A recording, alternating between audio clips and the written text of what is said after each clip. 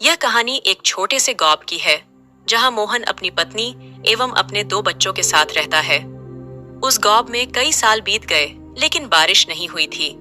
इसीलिए गांव वालों को पानी के लिए बहुत समस्या होती है। ऐसे ही दिन बीतता जाता है। मोहन की बेटी राधा आकर अपने पिता से बोलती है, पिताजी पिताजी, क्या अपने गांव में बारिश नहीं होंगी? क्या आज मैं मम्मी के साथ बहुत दूर सेठ हरिलाल के तालाब में गई थी। वो भी पानी देने से मना कर रहे थे। नहीं बेटा, तुम लोगों को पानी के लिए नहीं तरसना होगा। मैं हूं ना, चलो अब खाना खा लो। सभी लोग खाना खाने बैठ जाते हैं और खाना खा ही रहे होते हैं, तभी श्यामलाल आ जाता है। सुनो मोहन, जानते हो क्या, आज रामू काका का बैल मर गया। रामू काका बेचारे पैसे भी अपने के लिए पानी नहीं ला पाते थे। उस बैल के लिए कैसे लाते? बेचारा पानी के बिना मर गया। हो गया, जाने दो श्यामलाल, क्या करोगे? अब टेंशन लेने से क्या होगा? बरसात में तो बारिश हुई नहीं, तो अब इतनी भयंकर गर्मी में कहां बरसात होंगी पता नहीं। भगवान क्या चाहता है, लगता है हम लोग पानी के बिना ही मर जाएंगे।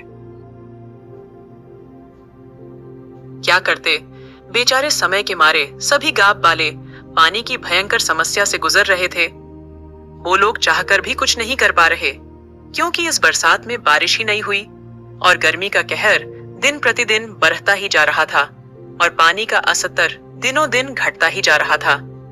मोहन अपने घर की ओर चल देता है। ऐसे ही दिन बीतता जाता है। अगर वो लोग कुआं भी खोदते हैं तो उसमें से पानी नहीं निकलता था, तो ऐसे में क्या करते? सुनिए जी, अब घर पर खाना बनाने के लिए थोड़ा भी पानी नहीं। अब हम खाना कैसे बनाएंगे और क्या खाएंगे? बच्चे भी ऐसे भूखे और प्यासे हैं। देखिए जरा बच्चों को प्यास के मारे कैसा बुरा हाल है। देखो राधा, मुखिया जी के पास जाता हूँ, शायद उनके पास कुछ पानी का जुगाड़ हो जाए। अब गांव में पंचायत बैठेगी, वहां से कुछ ना कुछ तो हल निकलेगा। मोहन अपने घर से मुखिया जी के घर की ओर चल देता है। मुखिया जी भी पानी की समस्या से अपने घर के आंगन में उदास बैठे होते हैं। तभी मोहन पहुंच जाता है। मुखिया जी, कुछ पानी की समस्या के बारे में कुछ हल निकला। कहां से आएगा? पानी कैसे होगा गुजारा? अब तो हमारे बीबी बच्चे भी पानी के बिना तड़प रहे हैं। हाँ मोहन, तुम ठीक कह रहे हो। अब देखो, सभी गांव के लोगों को अगर जल्दी पानी नहीं मिला तो पूरा गांव प्यास की वजह से खत्म हो जाएगा और गांव के भेड़ बकरी और मवेशी भी मरने के कगार पर है। अगर हम पंचायत बैठाएंगे भी तो क्या उससे पानी मिलेगा? पानी की समस्या का हल पंचायत बैठने से नहीं, कुछ सोचने से होगा। कुछ समझ नहीं आ रहा कि अब क्या किया जाए। मोहन वहां से अपने घर की ओर चल देता है और अपने घर पहुंच जाता है। सुनिए जी, पानी की तो गंभीर समस्या है ही, पर हरियाली तो जैसे ही हमसे मुंह मोड़ ली है। आज कितने दिन हो गए हम लोगों ने अपने खेतों में हरियाली नहीं देखी है। अब अनाज भी खत्म होने ही वाला है। पिताजी, क्या अब हम लोग पानी के बिना मर जाएंगे? अब हमें पानी नहीं मिलेगा। हमारे पड़ोस में जो आंटी रहती है ना, वो भी यही बोल रही थी। दिन प्रतिदिन सबका हाल बेहाल हो रहा था। सभी लोग पानी के बिना परेशान हो रहे थे। अब किसी के घर में भी पानी नहीं बचा था। सुनो मोहन, जो हमारे यहाँ यमुना नदी का पानी नहीं आता है, सुना है बह हमारे दादा पुरखों के जमाने से रेगिस्तान से होते हुए हमारे गांव के पीछे बाले बिसाल जंगल की तरफ से आती थी, जो अब सुखी पर ही है। मोहन और श्यामू बात कर ही रहे होते हैं कि वहां पर मुखिया जी भी आ जाते हैं। हाँ मोहन, ये श्यामलाल ठीक कह रहा है। ये बहुत पुरानी बात है। जब हमारे पूर्वज इसी गांव में रहा करते थे, ये बात तब की है।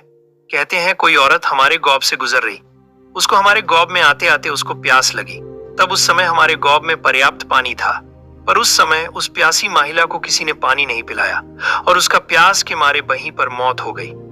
तभी से कहते हैं उसके मौत के बाद उसकी आत्मा को शांति नहीं मिली और वह चुड़ैल बन गई और जिस जंगल से होकर नदी का पानी आता था, वह अपनी शक्ति से उस पानी को वहीं पर रोक दिया। इस गांव वालों को पानी से तरपा तरपा कर मार डालने की ठान ली। अब वह बहुत ही खूंखार हो गई है।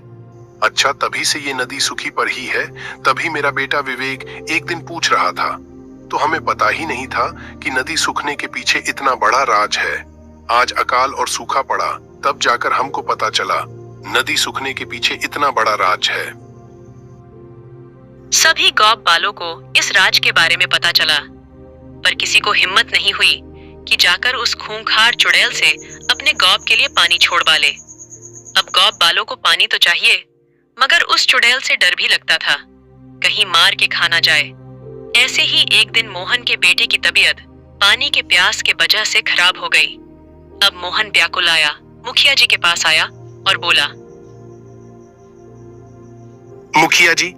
मुखिया जी कुछ करिए, मेरे बेटे की तबीयत खराब हो गई। अगर उसे पानी नहीं मिला तो वह मर जाएगा। अब हमारे घर में थोड़ा भी पानी नहीं बचा है। अब हम भी क्या कर सकते हैं मोहन? अब पानी किसी के भी घर पर नहीं है। हमारे भी घर पर पानी कल से खत्म हो गया। अब पानी गांव में किसी के भी घर पर नहीं बचा होगा। शायद रामलाल के यहाँ भी पानी खत्म हो गया है। मुखिया जी, बस अब एक ही रास्ता है कि मैं उस जंगल में जाऊं और उस चुड़ैल से नदी का पानी खोलवाऊं। इसी में हमारे बेटे और गांव वालों की भलाई है। इसके अलावा अब कोई रास्ता नहीं बचा है।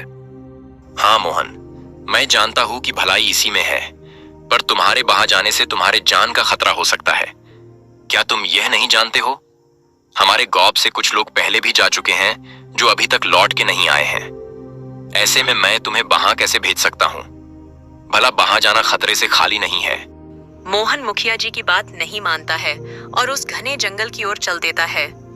वो अपने गौब से थोड़ा बाहर निकलकर गौब के पीछे वाले रास्ते से उस जंगल में प्रवेश करता है। धीरे धीरे जंगल घनिष्ठ होता चला जाता है, लेकिन मोहन डरता नहीं है। जब भी उसे डर सताने लगती तो उसके सामने उसके बेटे का सूखा हुआ चेहरा सामने आ जाता और वह हिम्मत बांधकर और आगे की ओर चल देता। चलते चलते वह नदी के तट पर पहुंच जाता है जहां वह चुड़ैल रहा करती थी। चुड़ैल एक औरत के भेष में मोहन के पास आती है और कहती है, सुनो बेटा, मुझे बहुत तेज से प्यास लगी है। क्या तुम मेरे लिए पानी ला सकते हो? मुझे बहुत तेज से प्यास लगी है। अगर मुझे पानी नहीं मिला तो मैं मर जाऊंगी। नहीं माँ जी, आप मेरे रहते नहीं मर सकती। मैं आपके लिए कहीं ना कहीं से पानी जरूर लाऊंगा, पर आपके प्राण नहीं निकलने दूंगा। चुड़ैल समझ जाती है कि कोई नेक दिल इंसान है और वह अपने चुड़ैल के भेष में आ जाती है। पानी मैं तभी छोड़ूंगी जब तुम अपनी जान मुझे दे दोगे। पानी की कीमत है तुम्हारी जान। मोहन थोड़ी देर तक संभला, फिर उसे अपने गौब के लोगों की दिन प्रतिदिन पानी न होने की वजह से मौत हो रही थी। मोहन को लगा ऐसे ही बिन पानी के मरना एक दिन निश्चित है। क्यों ना मैं अपनी अकेले जान देकर अपने पूरे गौब बालों को बचा लूं। मेरा बेटा भी पानी के बिना मर ही जाएगा और बेजुबान प्राणी मवेशियों की भी मौत हो जाएगी। ठीक है, तुम मेरी जान ले लो, मगर पानी छोड़ दो, नहीं तो हमारे गौब वाले पानी के बिना ही तड़प तड़प कर मर जाएंगे। ठीक है, मुझे तुम्हारी नेक दिली बहुत अच्छी लगी, इसलिए अब मैं तुम्हारी जान नहीं लूंगी और पानी भी छोड़ दूंगी। लेकिन मेरी एक शर्त है कि तुम लोग पानी का दुरुपयोग नहीं करोगे और प्यासे को पानी पिलाओगे।